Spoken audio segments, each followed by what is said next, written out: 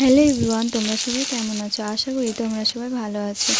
তো আমার এটি প্রথম ব্লগ। তো এখানে আজকে আমি আমার রান্নাঘরে রান্না করছি ভাত এবং ডাল। আর আমাদের বাড়িতে কিছু দুধ কচু পাতা হয়েছিল, সেগুলো উঠিয়ে আজকে আমি তোমাদের সাথে সেগুলি রেসিপি শেয়ার করব। দেখো, এখানে আমি কড়াইতে রসুনগুলো ভেজে নিয়েছি। এরপর এর মধ্যে দিয়ে দিব কচু পাতা। এগুলো কচু পাতাগুলো একটু ভালো করে ভেজে নিতে হবে, তাহলে খেতে খুব ভালো লাগে।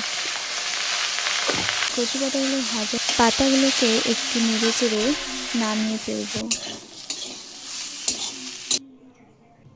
এরপর দেখতে পাচ্ছ খুব সুন্দর ভাজার পর দেখাচ্ছে। এরপর আমি চচ্চড়িটাকে বসিয়ে দেবো। একে একে সব সবজিগুলো দেওয়ার পরে কিছুটা লবণ হলুদ দিয়ে নাড়াচাড়া করে চচ্চড়ি সবজিটি একটু ভালো করে নাড়াচাড়া করে তার মধ্যে দিয়ে দিলাম কিছুটা জিরে বাটা। এরপর জিরের কিছুটা জল আমি দিয়ে দিলাম। তারপর এখন চচ্চড়ির জন্য রেখে দিয়েছিলাম কাজুলি মাছ, এগুলোকে একে একে ছেড়ে দেব। দেওয়ার পর আমি কিছুটা একটু নাড়াচাড়া করে নিলাম। এবার কিছুটা জল দিয়ে ঢাকনা দিয়ে দেব। এরপর আমি ভেজে রাখা পাতাগুলোকে বাটবো।